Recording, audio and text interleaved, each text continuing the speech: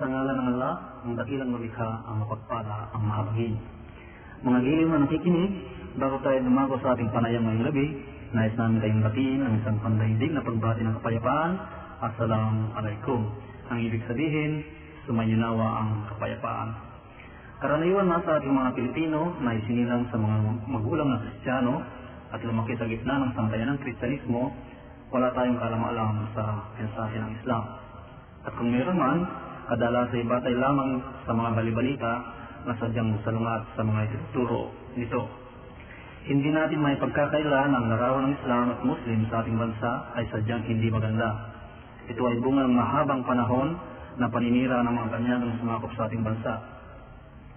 Huwag nating kalilimutan na ang buong bansang Pilipinas, maliban sa Mindanao, ay nasakop ng mga Kastila sa loob ng mahigit na 3 taon. Ganun na lamang ang kanilang pagkatuos sa ating mga kababayan sa Mindanao sa dahilang hindi nila nasakop ito sa panahon ng kanilang pananatili sa ating bansa. Karagdagan pa nito, si Magellan na unang nagtanggang sumakop sa ating bansa ay napatay ng ating kauna-unahang bayani na si Dato' Lapu-Lapu, isang Muslim. Ang mahabang panahon na paninira o yung sinasabing black propaganda ng mga dayuhan na itinanim sa kaisipan ng karamihang Pilipino ay nananatili pa rin sa atin hanggang sa ngayon.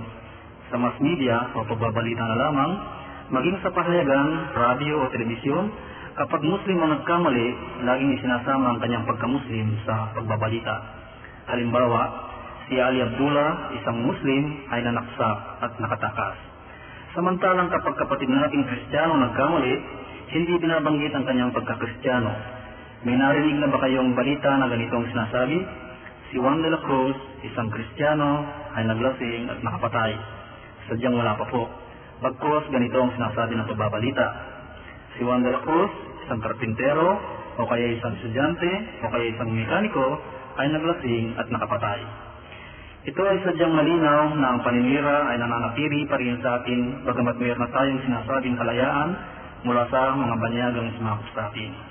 Hindi natin maiaalis na may Muslim na nagkakamali, subalit sapat ba ito upang ang pagbabalita ay hindi maging parehas? Ito ay isa lamang sa mga paninira na nangyayari, kaya tuloy naging malayo ang kalooban ng bawat Kristiyano at Muslim sa isa't isa. Bagamat ganito ang katayuan ng ating lipunan sa di magandang pagtingin sa Islam at Muslim, maraming nagtataka kung bakit patuloy pa rin ang pagdami sa ating mga kababayan ang yumayakap sa Islam. Ano kaya ang dahilan ng kanilang pagbabagong pananampalataya? Anong nakita sa Islam at ito ay kanilang tinanggap? Kaya tinanyahan namin kayo na manatili sa inyong pakikinig upang malaman natin ang dahilan ng pagdami ng yumayakap sa Islam. Kapiling natin ngayon ang ilan sa ating mga kababayan na yumakap sa Islam kamakailan. Una nating ipakilala si Omar Pinelber na tubong Iloilo. Siya ay sinilang sa mga magulang na Kristiyano. Katunayan, siya ay sinilang sa kapaligiran na Katoliko ang pananampalataya. Si Omar ay tapos ng Bachelor of Science in Commerce at third year law proper sa MLQ University. Assalamualaikum Brother Omar. Waalaikumsalam warahmatullahi wabarakatuh. Si Ibrahim Gapuan ay tubong ng Rile, Cagayan. Siya ay dating sakristan ng isang simbahan sa bayan ng Rile sa loob ng 4 na taon nung siya ay nasa mataas na paararampa. Siya ay nakatapos ng Bachelor of Science in Commerce mula sa University of the East. Siya ay kasulukuyang nagtatrabaho bilang isang Systems and Procedures Analyst. Assalamualaikum Brother Ibrahim. Waalaikumsalam warahmatullahi wabarakatuh. Si Brother Sumer Ursua naman ay tubong Bayambang, Pangasinan. Siya ay nagtatrabaho bilang isang accountant. Siya ay dating Baptist, bagamat ang mga magulang ay mga Sakadong Katoliko. Brother Ismael, Assalamualaikum. Waalaikumsalam warahmatullah. Si Brother Ahmad Mabasa ay tubong Cagayan. Siya ay dating Seventh-day Adventist. Si Ahmad ay tapos ng Bachelor of Arts in Psychology. Siya ay yumakap sa Islam noong 1 buwan pa lamang. Siya ay kasalukuyang nagtatrabaho bilang isang personnel officer. Brother Ahmad, Assalamualaikum. Waalaikumsalam warahmatullah. Si Brother Yusuf Cruz ay taga Bacolod. Siya ay kasalukuyang nagtatrabaho bilang isang accountant. Si Yusuf ay tapos ng Bachelor of Science in Commerce, major in Accounting. Siya ay dating Katoliko. Assalamualaikum, Brother Yusuf. Waalaikumsalam warahmatullah. Si Brother Ahmad Jibril Salas ay tubong Bulacan. Katunayan nga, siya lamang ang tal ng Tagalog sa ating mga panauhin ngayong gabi. Si Ahmad ay dating Katoliko at siya ay nagtatrabaho bilang isang accountant. Assalamualaikum, Brother Ahmad. Waalaikumsalam warahmatullah. Aming inihanda ang ilang mga katanungan sa kanila upang malaman ng ating mga tagapakinig ang dahilan ng kanilang pagyakap sa Islam.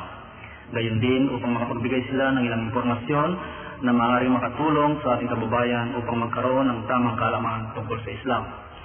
Narito ang unang katanungan: ano ang mahalagang bahagi ng Islam na nakaakit sa iyo na pag-aralan ito at tuluyang tanggapin ito? Una nating pakinggan si Brother Ismail. Bismillahirrahmanirrahim. Mga brothers, ako ay naakit sa Islam sa pagkakakilala ng tunay na konsepto ng nag-iisang Diyos. Lahat ng reliyon ay naniniwala sa Diyos.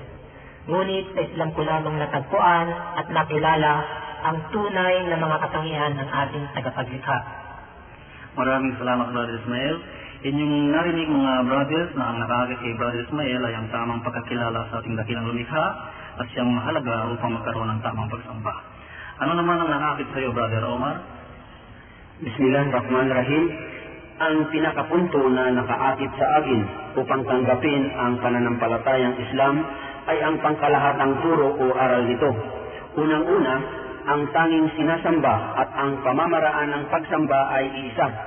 At ang isa pa, ang paglalarawan nito sa pagkakapantay-pantay ng tao at ang tunay na kapatiran ng mga tagasunod sa Islam.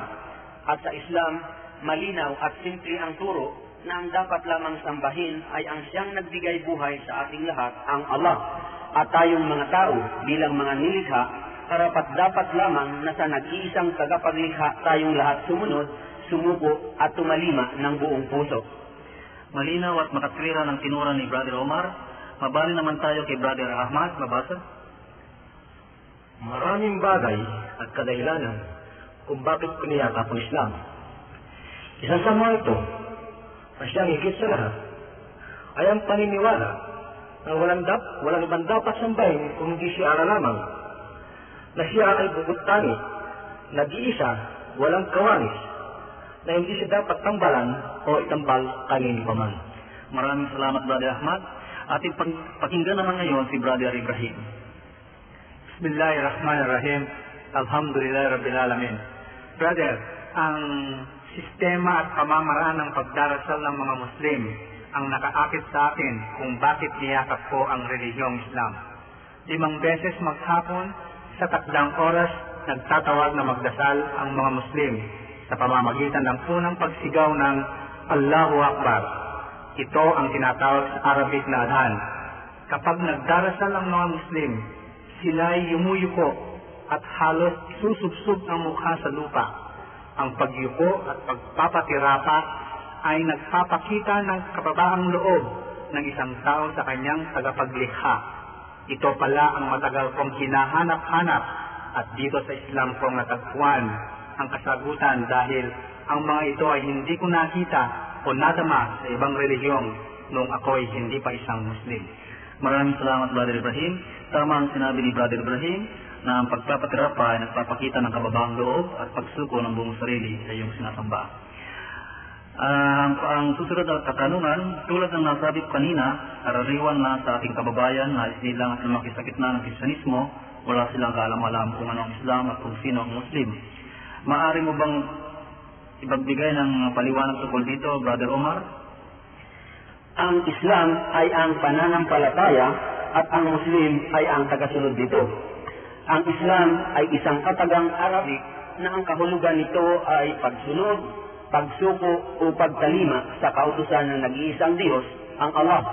At ang mga nilikha ng Allah na sumusunod, sumusuko at tumatalima sa kanyang mga kautusan, sila ang mga Muslim.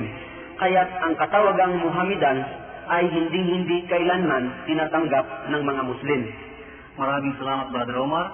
Mga giliw na tagapakinig, sana'y nakuha ninyo kung ano ang ibig sabihin ng Islam at kung sino ang mga Muslim. At ayon sa tinura ng ating kapatid, masasabi natin na ang Islam ay naroon na sa simula-simula sa dahilang ito ay isang pautos na salita ng ating dakilang lumikha sa lahat ng kanyang nilikha mula pa kay Adam. Ang inyong sinabi, Brother Omar, na ayaw ninyong matawag na Muhammadan, samantalang ang inyong sinusunod na propeta ay si Muhammad. Unang-una, sa dahilan na pag sinabing Muhammadan, para bagang ang gusto palabasin na ang mga Muslim ay sumasamba kay Propeta Muhammad, sumakanya nawa ang kapayapaan. Hindi ito tulad ng pananampalatayang Kristyanismo na kaya tinatawag ang mga tagasunod nitong Kristiyano sa dahilan na ang karamihan sa kanila ang sinasamba ay si Hesukristo, peace be upon him. Ang Islam ay hindi nagtuturo ng pagsamba sa propeta, ngunit isa sa paniniwala ng mga Muslim na kailangang mahalin at igalang ang lahat ng propeta. Ang mga Muslim hindi lamang naniniwala kay Prophet Muhammad, peace be upon him, pagkos ang lahat ng mga propeta ay kailangang paniwalaan, mahalin at igalang ng walang pagtatangi-tangi tulad ni na Propeta Abraham, Moses, John the Baptist, Jesus Christ at marami pang iba. Sumakanila nawa ang kapayapaan. At ang mga Muslim kailangang sumamba lamang sa nag-iisang si Allah, ang siyang tunay nating tagapaglikha at siyang lumikha ng lahat ng bagay na ating nakikita at hindi nakikita. Sadyang maliwanag ang paliwanag ni Brother Omar, hindi nga dapat tawagin Muhammad sa mga Muslim dahil lahat ng propeta ay pinapaniwalaan at sinusunod nila. Ang susunod na katanungan, lagi nating naririnig ang pangalang Allah. Ano ang kaibahan nito sa Diyos ng ibang pananampalataya? Maaari mo bang ipaliwanag ito, Brother Ahmad Jibril? Bismillahirrahmanirrahim. Alhamdulillahirrabbilalamin. Assalamualaikum mga brother.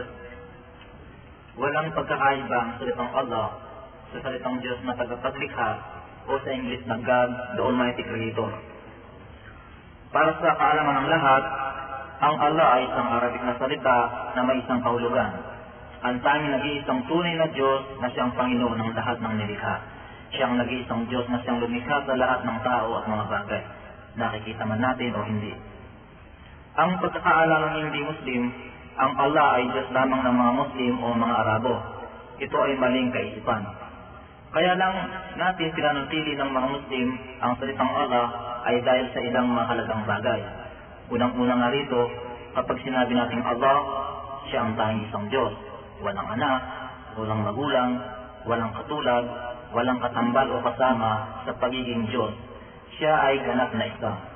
Pangalawa, ang Allah ay hindi maaaring masangkot sa pangbabae o panlalaking anyo. Siya ay walang kasarian. Siya ay walang kawangis o katulad at hindi kailanman maaaring ihambing kanino paman. Siya ay mananatiling ibang-iba kaysa sa kanyang mga nilikha, sapagkat siya lamang ang tanging tagapaglikha at ang lahat ay kanyang mga nilikha. Pangatlo nito, sa salitang Allah, ang lahat ng katangian ng tunay na Diyos ay matatagpuan. Siya ang nagmamayari ng walang hanggang kapangyarihan, walang hanggang karunungan, kabanalan, kagandahan at kabutihan. Siya ang nag-iisang tagapaglikha at sa kanya nagmumula ang lahat ng bagay. Napakaliwanag ang tinuro ng ating kapatid. Sa makatuwid, ang Allah na kinikilala at sinasamba ng mga Muslim ay siya ring Diyos na sinasamba ng lahat ng propeta. At siya ring Diyos ng lahat ng tao, maniwala man sa Kanya o hindi. Ang susunod nating katanungan, nasabi ninyo na naniniwala kayo sa lahat ng propeta na isinugo ng Allah. Kasama na rin dito si Jesus. Magkapareho ba ang mensahe ni Muhammad at ni Jesus? Maaari mo bang sagutin ito, Brother Ibrahim? Totoo yan, brother, pareho. Katotohanan na walang pagkakaiba. Iisa ang mensahe ni Jesus at si Muhammad, ang pagsamba lamang sa nag-iisang tagapaglikha na si Allah. Noong kapanahonan ni Jesus, tinanong siya kung ano ang Pangulong Kautusan. Ang sabi ni Jesus ay, "Pakinggan mo, O Israel, ang Panginoon nating Diyos. Ang Panginoon ay iisa. Mahalin mo ang Diyos mo ng buong puso, ng buong kaluluwa, ng buong isip at buong lakas." Ito ay mababasa natin sa Marcos Kapitulo 12, versikulo 29. At sabi ng Allah kay Muhammad, "Qul huwallahu ahad, Allahus samad, lam yalid walam yulad, walam yakun lahu kufuwan ahad."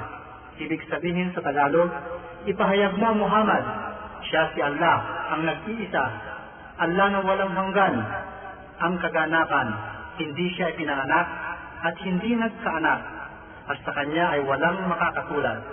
Ito ay mababasa natin sa Banal na Quran, chapter 112. Ito ay isa lamang sa mga patunay ng kaisahan ng mensahe ni Jesus at si Muhammad, peace be upon him. Maliwanag ang ebidensyang tinuro ni Brother Ibrahim. Batay sa kanyang paliwanag, ating mapapagtanto na makatiwiran lamang na isa ang pinakabuod na mensahe ng lahat ng propeta dahil isa ang nagsugo sa kanila. Ano ang pagkakilala ninyo kay Jesus noong hindi pa kayo Muslim? Tanungin natin si Brother Ismael.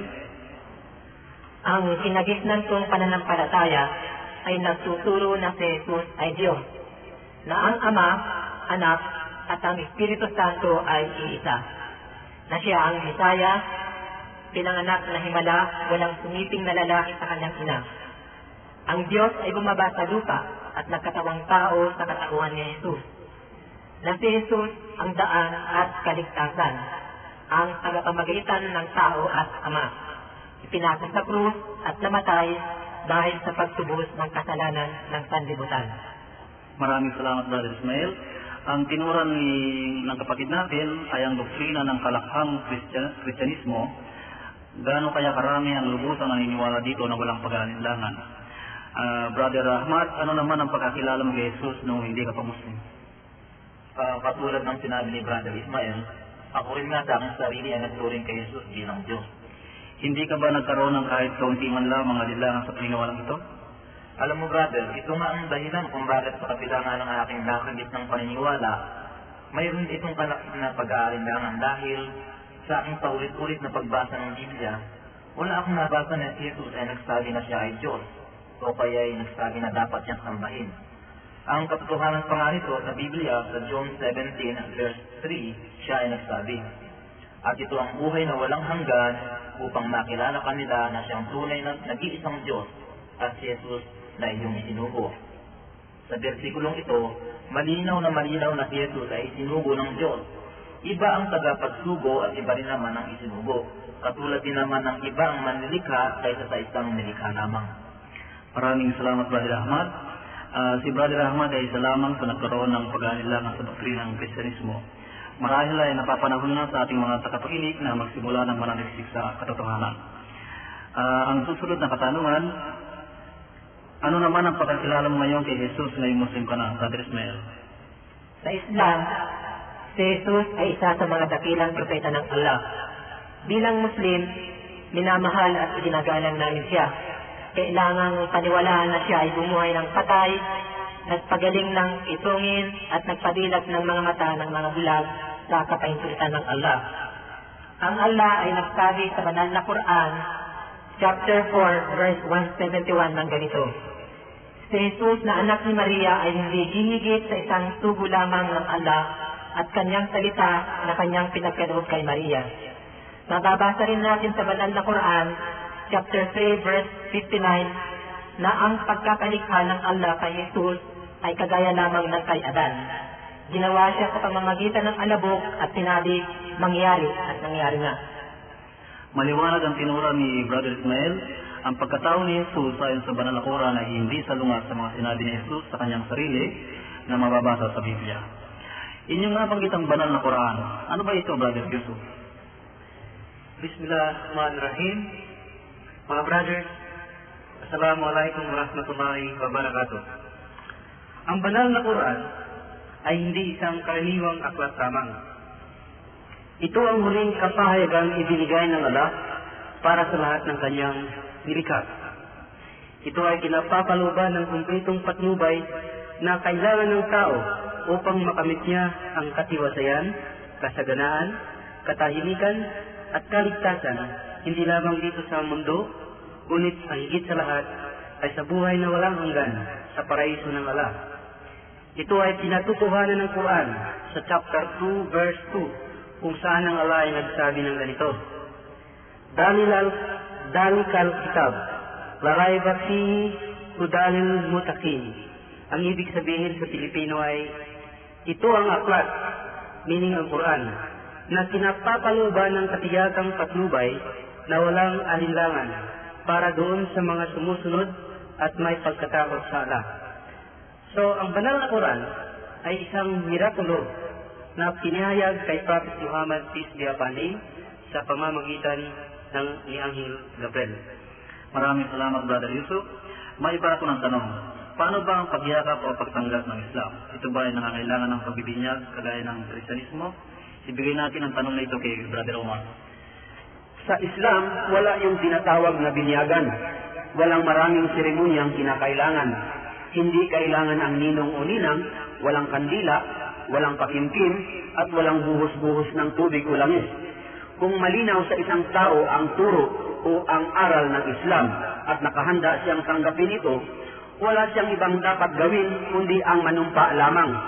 Siya ay magpahayag at kanyang sabihin na, sumasaksi ako na walang ibang dapat sambahin kundi ang Allah lamang, at sumasaksi rin ako na si Muhammad ang huling alipin at propeta ng Allah.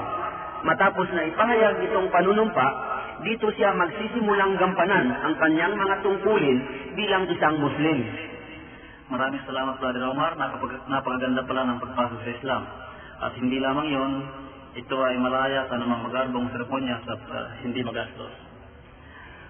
Ang susunod na katanungan ay naukol sa mga karanasan ng ating mga kapatid. May mga bagay bang tumitigil sa inyo bago ninyo tuluyang iyakap ang Islam? Una nating pakinggan si Brother Ahmad Mabaza. Una ay ang kalagayan ko sa aking pamilya. Pangalawa ay ang katayuan ko sa lipunan. Binanggit ko ito sapagkat binigyan ko at sinalang-alang ang kalagayan ko sa aking mga mahal sa buhay. Ang magiging pakikisama nila sa akin at magiging trato.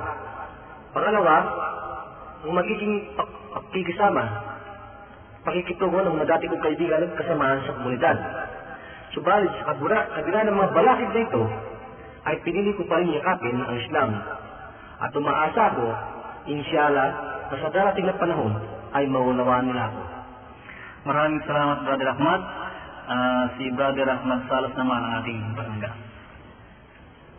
Ang aking mga magulang at kamag-anak na mga Katoliko ay mga bagay na tumitigil sa akin para yumakap ako sa Islam. Pangalawa nito, ang aking tiyuhin ay isang pare at may katungkulan sa simbahan.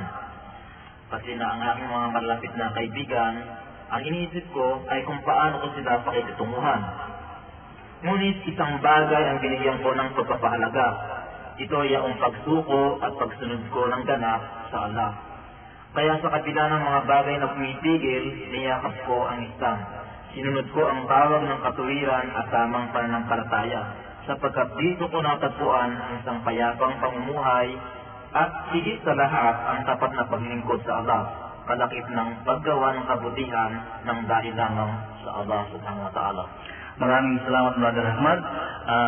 Ano naman ang karanasan mo tungkol dito, Brother Yusuf? Mayroon din po akong mga bagay-bagay na pinipigil sa pagyakap ko sa Islam. Unang-una ay yung agam-agam ko sa aking pamilya, lalong-lalo na sa aking mahal na asawa na isang Katoliko. Natatakot ako sa posibleng maging konflikt naming mag-asawa at ang magiging bunga nito sa aming mga anak na lahat ay nag-aaral sa eskwelahang Katoliko.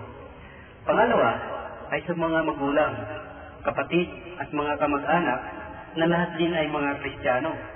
Natatakot ako na baka hindi nila matanggap at masira tuloy ang aming magandang samahan. Pangatlo ay sa mga kaibigan at kaopisina, dahil nag-aalala ko na baka bigyan nila ng hindi magandang kahulugan ang aking pagbabalik Islam. Subalit, dahil nga sa nakita ko ang tunay na pananampalataya sa tamang landas sa Islam at makaraan ng masuring pagmumuni-muni, hindi ko na inalintana o isinaalang-alang ang mga bagay na ito. Maraming salamat, Brother Yusuf. Ating pakinggan naman si Brother Ibrahim. Brother, walang mga bagay-bagay na pumigil sa akin. Tuluyan kong tinanggap at niyakap ang relihiyong Islam na walang pagkaalinlangan. Hindi ko nga inisip ang kahihinatnan ng relihiyong kong ito. Ang nanaig sa kaisipan ko ay nang lubusan akong nakumbinsi sa pinakabuod na turo ng Islam, yung tamang pagkikilala sa tagapaglikha, at lalo na nang nalaman ko rin ang tunay na katauhan ni Jesus na siya pala ay isang tao at dakilang sugo o propeta ng Allah, at ang kanyang turo ay ang pagsamba lamang sa nag-iisang Diyos na si Allah. Maraming salamat, Brother Ibrahim. Siya, si Brother Omar ay meron ding karanasan tulad nito. Oo, brother, meron din. Unang-una, dahil sa ako nga ay pinalaki ng relihiyosong pamilya. Ang katotohanan, ang aking mga magulang ay aktibong-aktibo sa simbahan. Ang isa pa, ang nanay ko ay nagtuturo ng katikism sa eskwela. Kaya't bago ako nagdesisyon na tanggapin ang Islam, medyo nag-aalinlangan ako dahil sa kung ano na lamang ang sasabihin nila sa akin at maging ang aking mga kapatid.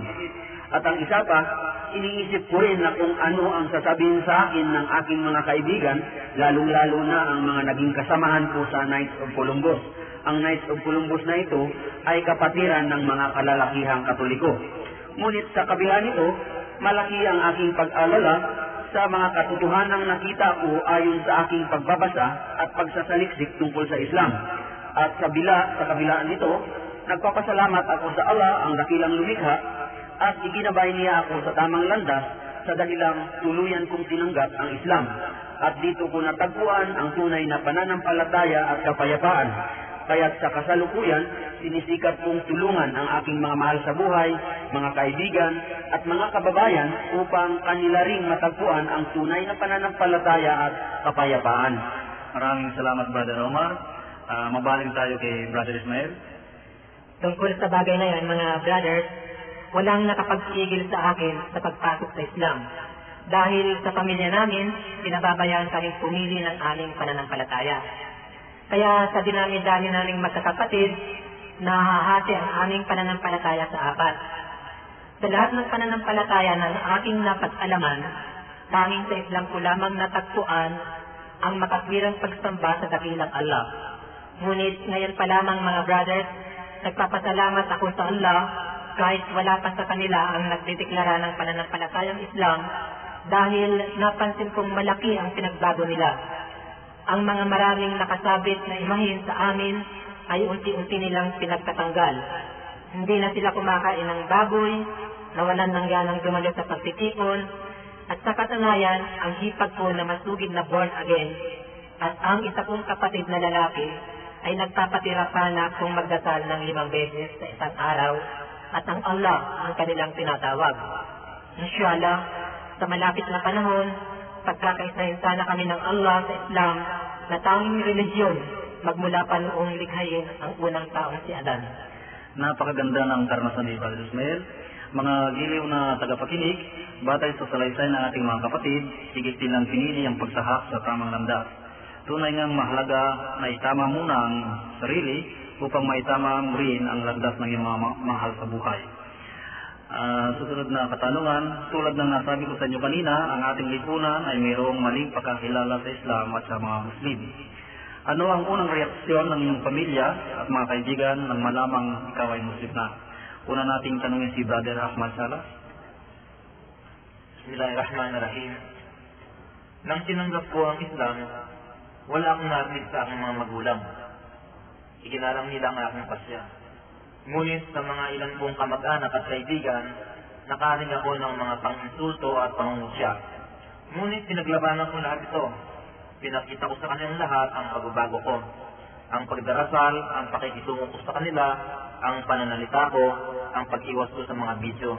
Ginawa ko lahat ito para mapatunayan ko ang pagbabago. Mayroon ding mga gabing ako'y nagdarasal na sanay magbigay liwanag ang lahat ng ginagawa ko. Pagkaraan ng ilang buwan, ang aking mga magulang ay nagpahayag ng pusang loob na yumakap sa Islam. Kasunod nito ay ang aking 2 kapatid at ang kanilang mga anak. Ang isa kong pinsan na nagtuturo ng Christian religion ay nagmuslim din kasama ng kanyang mga pamilya. Alhamdulillah, tahimik ang buhay ko ngayon at wala akong hinahangad kundi ang maglingkod ng tapat sa Allah. Maraming salamat, Brother Ahmad Dibril Salas. Si Brother Ibrahim naman ang ating pakinggan. Ang reaksyon ng pamilya ko ay malamig nang tinanggap ko ang relihiyong Islam. Ang sabi pa nga ng asawa ko sa akin ay, kaya lamang siguro ako ay nag-Muslim ay dahil sa gusto ko magkasawa muli. Ipiniliwanag ko sa kanya ang mga kadahilanan at kung ano ang Islam. Sa kanya ko unang inumpisahan ang dawa or yung Islamic. Ang reaksyon ng pamilya ko ay malamig nang tinanggap ko ang relihiyong Islam. Ang sabi pa nga ng asawa ko sa akin ay, kaya lamang siguro ako ay nag-Muslim ay dahil sa gusto kong mag-asawa muli. ipiniliwanag ko sa kanya ang mga kadahilanan at kung ano ang Islam. Sa kanya ko unang inumpisahan ang dawa or yung Islamic awareness sa aking munting kakayahan. Hindi lamang ang asawa ko ang umuligsa sa akin, kundi pati ang nanay at mga kapatid ko, lalo na ang panganay namin na mahigpit sumalungat sa pagyakap ko ng Islam. Ang tawag nga nila sa akin ay isang erehes o lapastangan na walang utang na loob sa kinagisnan o kostumbre ng aming pamilya. Sa kabila nito, patuloy ko pa rin silang binigyan ng babasahing pang-Islamiko at nagpaliwanag ng turo ng Islam. Sinikap kong ipinakita sa kanila ang aking pagbabago bilang isang Muslim na sumusunod sa kautusan ng Allah. Nakita nila ang palagian kong pagdarasal na nagpapatira at ang pag-iwas ko sa mga alak. Dahil sa kagustuhan ng Allah na buksan ang diwa at puso ng mga mahal ko sa buhay, sa wakas, tinanggap ng asawa ko ang Islam pagkaraan ng mahigit 1 taon. Sumunod na rin ang aking nanay at 2 kong babaeng kapatid. Noong nakarang 2 taon, ang 2 kong lalaking kapatid, pati na ang kanila pamilya ay yumakap na rin ng Islam. Kabilang na rito ang aming 2 kasama sa bahay. Sila ay mga Muslim na. Alhamdulillah. Maraming salamat, Brother Ibrahim. Dito natin makikita mga giliw na tagapakinig na ang pagsagawa ng pananampalataya ay higit na mabisa kaysa sa salita lamang. Ating tanungin si Brother Ismail. Nung ako'y nag-Muslim, sa pamilya ay walang problema. Ngunit sa opisina, maraming nagulat kung ano raw ang nakain ko at ako'y nag-Muslim. Unang araw ko pa lang yakapin ang Islam. Sa opisina, pakiramdam ko para nila akong iniiwasan. Sa oras ng sala, pag nakita na nila akong naghuhugas ng ibang parting katawan, o yung tinatawag na wudu sa Arabic, sasabihin nila, hayan ka na naman, magtututuwad na para daw akong aso. Sa kabila ng pagtitiis ko sa kanilang pag-aalipusta, at marahil ay ginawang pagsubok ng Allah sa tapat kong paniniwala sa Kanya, hindi ako bumitaw sa Islam, bagkus lalong tumibay ang aking paniniwala sapagkat alam ko na ito ang matagal ko lang hinahanap na siyang makakapagdala sa akin sa kaharian ng ating tagapaglikha. Maraming salamat, Brother Ismail. Napakaganda ng bunga ng pagtiis ni Brother. Pakinggan naman natin ngayon si Brother Yusuf. Ang totoo, Brother Khalid, hindi ko binigla ang asawa ko sa pagsabi na ako isa ng Muslim, kundi sa paunti-unting paraan. Tuwing susulat ako, dinadagdagan ko ng ilang Quranic verses at mga prayer supplications. Gayon din ang Bismillah sa unang pahina. Natuwa nga ang misis ko sa dahilang ako raw ay tumibay ang pananalig sa Diyos. Kaya nang sabihin ko sa kanya na ako isa ng Muslim, hindi ko nakita sa kanya ang pagtutol. Sa mga magulang at mga kapatid, wala pa akong natatanggap na comment sa kanila. At sa mga kaibigan at kaopisina, alhamdulillah, wala rin silang mga comments. Maraming salamat, Brother Yusuf. Sadyang napakahalaga ng pagsagawa ng itinuturo ng Islam. Dahil ito ay nagsisilbing paraan upang makita ng ating mahal sa buhay ang kaibahan at kagandahan ng Islam. Ngayong Muslim na kayo, ano ang pinakamalaking pagbabago sa inyong sarili? Unahin natin si Brother Ahmad mabasa. Ang unang nadama ko ay naalis ang agam-agam sa aking puso at kaisipan kung sino ang dapat sambahin. Maraming salamat, Brother Ahmad. Sa wakas ay nawala rin ang iyong pag-aalinlangan kung sino ang dapat sambahin. Mabaling tayo kay Brother Ibrahim. Alhamdulillah, ako ay isang Muslim na brother at marami akong pagbabago nang yakapin ko ang Islam. Una, nagkaroon ako ng tamang pananaw kung sino ang tinatawag ko Diyos o tagapaglikha na walang iba kundi si Allah, na siya lamang ang sinasamba ko na ngayon. Natutunan kong magdasal hindi lamang 5 beses maghapon, kundi parati akong humihingi ng tulong o habag sa Allah sa tuwina na patawarin ang aking pagkakasala. Dati-rati, lahat ng panahon ng buhay ko ay halos ginugol ko sa paglikom ng material na bagay. Wala akong ibang iniisip kundi paano kumita ng pera. Sa ngayon, napagtanto ko na ang lahat ng kayamanan o kapangyarihan sa mundong ito ay walang kabuluhan kung sa kabila ng buhay naman ay paparusahan ng Allah sa naglalagablab na apoy. Natutunan ko na rin magpakumbaba, maunawain at mapagbigay sa kapwa. Nung araw, akala ko na ang kasaganaan at karangyaan na pinatamasa ko at ng pamilya ko ay bunga ng aming tagumpay, kung kaya naging mayabang at mapanglait ako sa kapwa. Bunga rin nito ay naging sakim ako sa kayamanan. Lahat ng mga masasamang pag-uugali kong ito ay unti-unti kong binago, lalo na't nang nalaman ko ang turo ng Islam at nang nalaman ko rin ang kalakip na kaparusahan nito sa araw ng paghuhukom. Maraming salamat, Brother Ibrahim. Dito natin mapapagtanto na ang kayamanan ay hindi sapat upang makamtan ang kaligayahan dito sa mundo. Ating pakinggan ngayon si Brother Ismael. Mga brother, isa sa malaking pagbabago magmula nang yakapin ko ang Islam ay ang pagtalikod ko sa sugal. Kahit hindi ninyo na itatanong, ako ay isang masugid na sabungero mula pagkabata. Subalit nung ako ay nag-Muslim, ganun na lamang ang pagtataka ng aking pamilya dahil lubusan pong tinalikuran ang bisyong ito. Dahil ang sugal ay isa sa mga bisyo na mahigpit na ipinagbabawal sa Islam. Maraming salamat, Brother Ismael. Sadyang napakaganda ang iyong pagbabago. Ating tanungin si Brother Yusuf.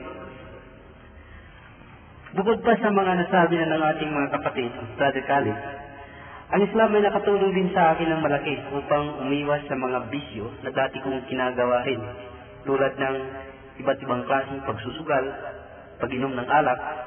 Gayun din ay umiwas na rin ako sa pagkain ng karne ng baboy.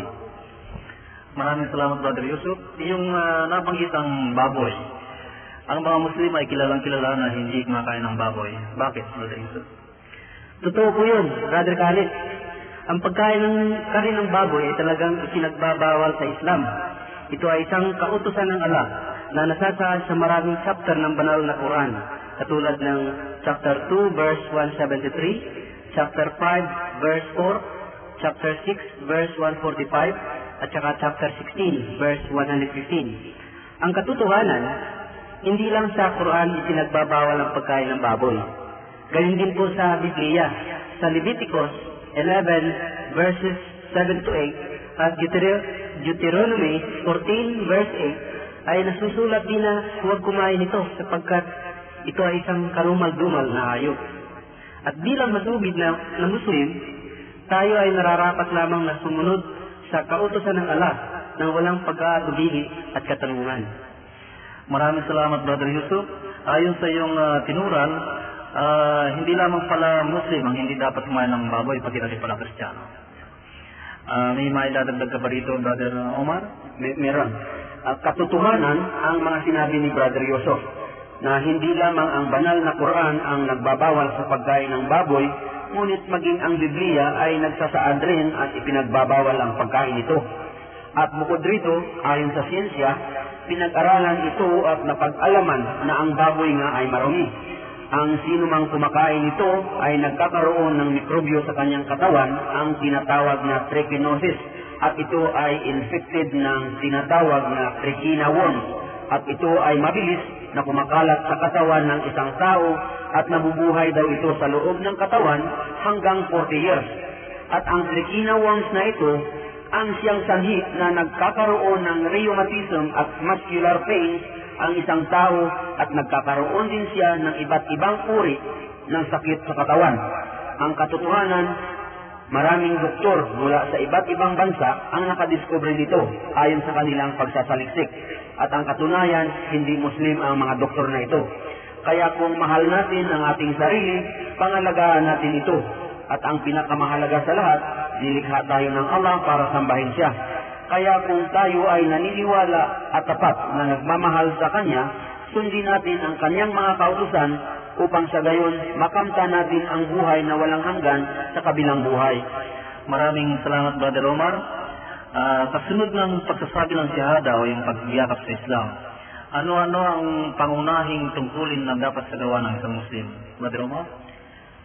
Pagkatapos magpahayag ng panunumpa, dito siya magsisimulang gampanan ang kanyang mga tungkulin na ipinag-uutos ng Allah. Unang-una, kailangan siya ay magdasal ng 5 beses sa buong maghapon bilang pag-alaala sa Allah. Siya ay kailangang magbigay ng kawanggawa o sakat kung siya ay may kakayahan. Siya ay mag-ayuno o magpasting sa buwan ng Ramadan.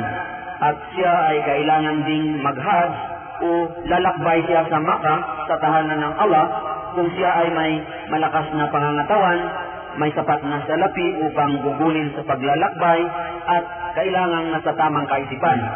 Ang Hajj pa lang ito ay ipinatutupad sa bawat Muslim na kanyang gampanan ng isang beses sa kanyang tanang buhay. Sadyang maliwanag ang mga paliwanag ni Brother Omar. Inyong nabanggit ang 5 beses na sala o yung pagdarasal. Ano bang kabutihan ang may dudulot nito sa tao? Brother Ahmad Salas, maaari ka bang magbigay paliwanag tungkol dito? Bismillahirrahmanirrahim. Ang Allah, the Almighty Creator, sa Quran ay nagsabi, "Wa ma khalaqtul jinna wal insa illa liya'budun." Nang ibig sabihin, hindi ko nilikha ang mga jinn at tao maliban upang sambahin ako. Kung ang layunin ng Allah sa pagkakalikha sa tao ay upang sambahin siya, mayroong dapat isagawa ang tao upang magkaroon ng katuparan ang dahilan ng pagkakalikha nito. Ang isa nito ay ang pagdarasal o sala. Ang sala ay nagtuturo sa tao upang maging matatag ang ating paniniwala at pananampalataya. Ginagawang malinis ang ating puso, kaisipan, konsensya at kaluluwa. Nagiging maliwanag ang ating kaisipan tungkol sa tamang pakikipag-ugnayan sa Allah subhanahu wa ta'ala. Ang pagdarasal ay isang paraan upang maalala o magunita natin ang Allah. At ang pag-alala o paggunita sa Allah ay isang mataas na uri ng pagsamba. Sa pagdarasal, ang tao ay nagkakaroon ng palagiang pagnanasang makamtan ang mataas na uri ng moralidad at kabutihan. Ang Propeta Muhammad sallallahu alaihi wasallam ay nagsabi, "Kung mayroong ilaw sa tabi ng iyong bahay at 5 beses ka naliligo, mayroong ka bang nakikitang dumi?" Katulad din ito ng 5 beses na pagdarasal. Kaya sa pagdarasal, ang kasalanan ay nahuhugasan. Maraming salamat, Brother Ahmad. Tama ang tinuro ng ating kapatid. Magagawa lamang ang tunay na kabaitan o kabutihan sa lagi ng paglilingkod sa Allah. Bago tayo magbukas sa ating panayam ngayong gabi, nais ba ninyong magbigay ng paghuling salita o kaya paalala o payo sa ating mga tagapakinig? Unahin natin si Brother Ahmad Salas. Bismillahirrahmanirrahim. Sa mga tagapakinig natin, hindi maitatago ang katotohanan na sa lahat ng nilikha ng Allah sa mundong ito, ang tao lamang ang binigyan ng pananagutan. At upang maisakatuparan ng tao ang pananagutan ito, binigyan ito ng tamang kaisipan at katuwiran. Kaya naman, nararapat lamang na ang pananampalataya ay nakaayon sa ating kaisipan at katuwiran. Sa kasaysayan ng tao, mula kay Adan hanggang sa kasalukuyan, ang ala ay palagi na nagbibigay paalala na ang tao ay dapat sumamba lamang sa kanyang tagapaglikha at lumayo sa pagsamba sa bagay na nilikha lamang. Hindi ba makatuwiran lamang na ang tao ay nararapat lamang sumamba sa ating tagapaglikha? Ang lahat ng propeta mula kay Adan, kay Noah, Abraham, David, Solomon, Moses, Aaron, Jesus, Muhammad ay nagbigay ng isang pangunahing aral at ang pagsamba lamang sa Allah na ating tagapaglikha. Maraming salamat, Brother Ahmad Salas. Sadyang napakaganda na yung pagpapayo sa ating mga tagapakinig. Pakinggan natin naman ngayon si Brother Omar. Sa sino mang nakikinig sa panayam na ito, ang maipapayo ko na sana ay maging tapat tayo sa buhay na ito. Hanapin natin ang katotohanan sapagkat ang katotohanan ang siyang magpapalaya sa atin. At sa inyong paghahanap kung inyong mapagpasiyahan na Islam ang katotohanan, nararapat lamang natanggapin ito ng buong puso sa dahilan na ang kaligtasan ay matatango lamang sa pagsasagawa ng mga itinuturo nito. Gaya din naman ng ibang pananampalataya, may Muslim din na nagpapabaya sa kanyang pananampalataya. Kaya huwag siya ang gawing hadlang sa pagtanggap ng Islam sapagkat ang Islam lamang ang tanging makakapagligtas sa atin at hindi ang tao. Katotohanan na tayong lahat ay magwawakas sa mundong ito at tayong lahat ay haharap sa paglilitis ng Allah sa araw ng paghuhukom. at huwag na nating hintayin pa ang pagdating ng araw na yaon, subalit panahon na upang magtimbang-timbang tayo at ating isuko ng buong puso ang ating sarili sa Allah, ang siyang dakilang lumikha at ang hari sa araw ng paghuhukom. Maraming salamat sa inyo. Assalamualaikum warahmatullahi wabarakatuh. Maraming salam. Napaganda ng paalala ni Brother Omar. Ating pakinggan naman ngayon si Brother Ahmad Mabasa. Ang masasabi ko lamang sa mga nakikinig sa mga sandaling ito ay dapat na magmuni-muni kayo at magdili-dili. Tanungin ang inyong mga sarili kung ang kinabibilangang relihiyon ay siya bang tunay na makapagliligtas sa atin sa araw ng paghuhukom. Inyong ihambing ang kasalukuyan sa inyong hinaharap at sa relihiyong Islam at inyong makakamit ang tunay na katotohanan. Sumayin nyo nawa ang pagpapala ni Allah. Maraming salamat Brother Yusuf, ay Brother Ahmad Mabasa. Ating pakinggan ngayon si Brother Yusuf. Salamat Brother Khalid.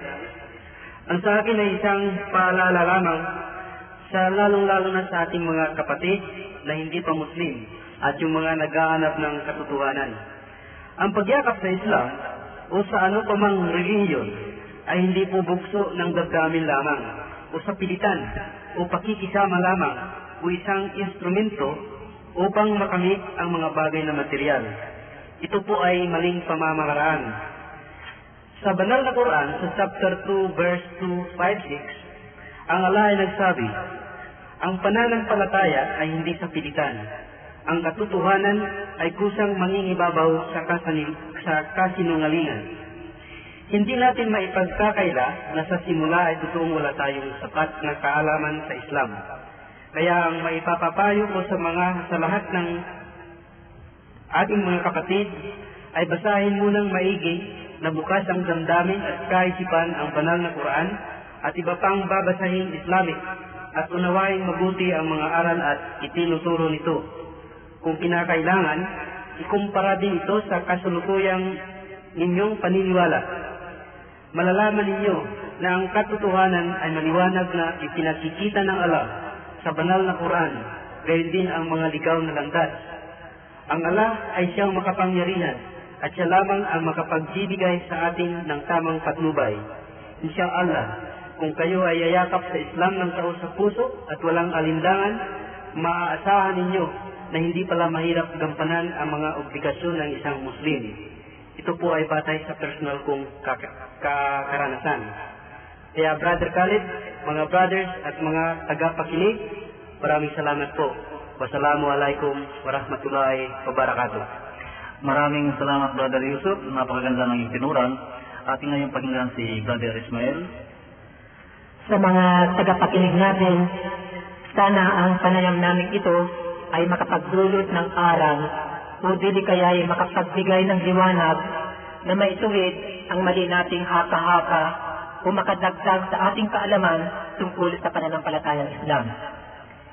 Inaanyayahan namin kayong magbasa at pag-aralan ang mga pag-Islamikong babasahin sapagkat dito natin matutunghayan ang tamang aral na naaayon sa batas ng Allah na siyang pinadala sa lahat ng mga propeta.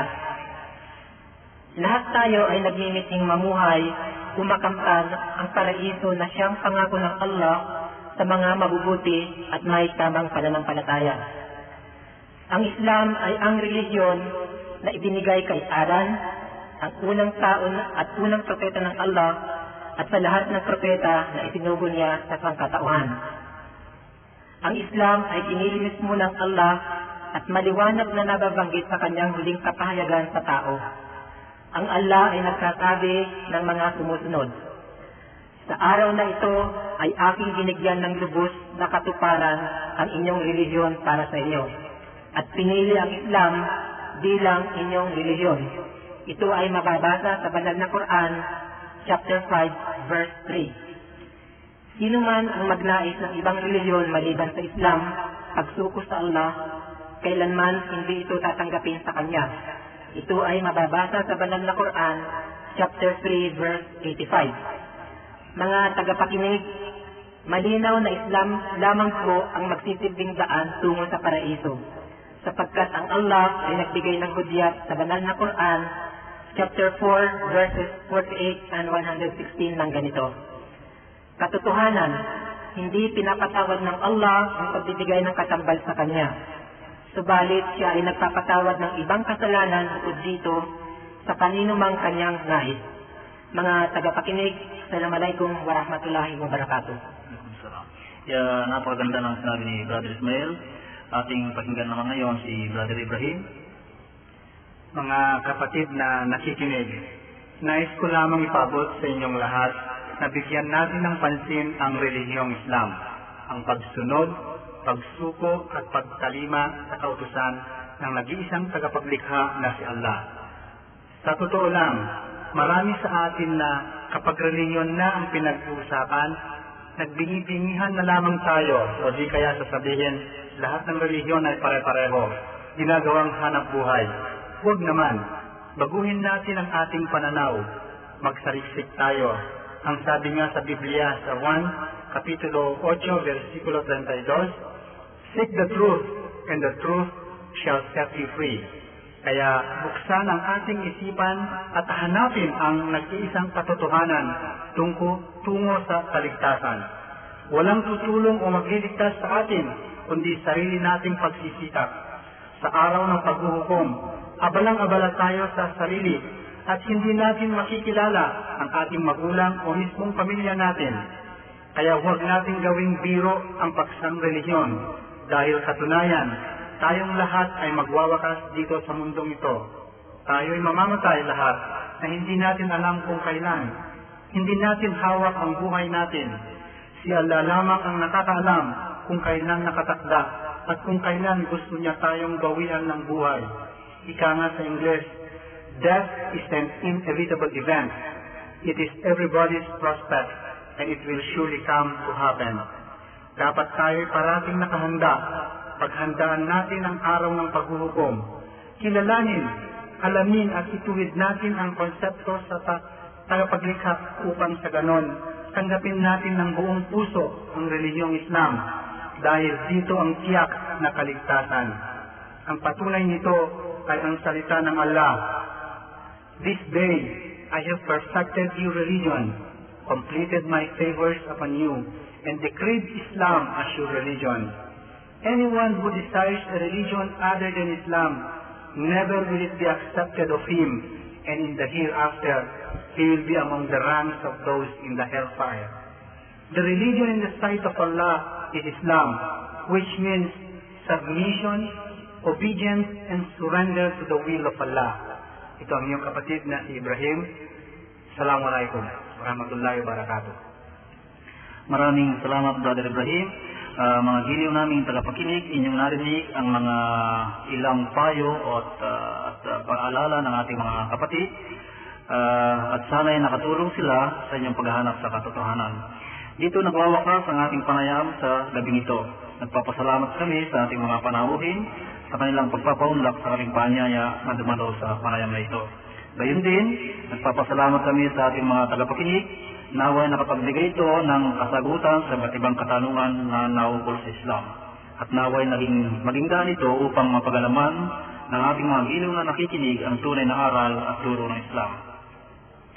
Sa ating tagapakinig na nagnanais magkaroon ng karagdagang impormasyon tungkol sa Islam, mangyari lamang sumulat o pumunta sa mga sumusunod na tanggapan Islamiko na matatagpuan sa Metro Manila. Unang-una, ang Islamic Studies School and Guidance of the Philippines, ISCAG Philippines, 4th floor, room 402, Alforque Building, 935A, Aurora Boulevard, Quezon City. Light of Islam, room 205, Valencia Building, 627, EDSA, Cubao, Quezon City. Islamic Dawah Council of the Philippines, 4th floor, FUBC Building, Escolta, Manila. IRIC, 892 Dison Building, TM Calao, Ermita, Manila. At kung nais ninyong magkaroon ng libreng lathalain tungkol sa Islam, mangyaring sumulat lamang sa ISCAG, inuulit ko, ISCAG, PO Box 1447, Quezon City, o kaya sa COCG, PO Box 20824, Riyadh 11465, Saudi Arabia. Ito ang inyong kapatid, Khalid Evaristo, na nag-aanyaya sa inyo na maging matapat sa sarili sa paghahanap ng tunay na pananampalataya. Ito ay nararapat lamang na malaya sa anumang doktrina na salungat sa ating kaisipan at kaswiran. Sa muli, binabati namin kayo ng Assalamualaikum warahmatullahi wabarakatuh. Sumanyo nawa ang kapayapaan at ang pagpapala ng Allah. Maraming salamat po.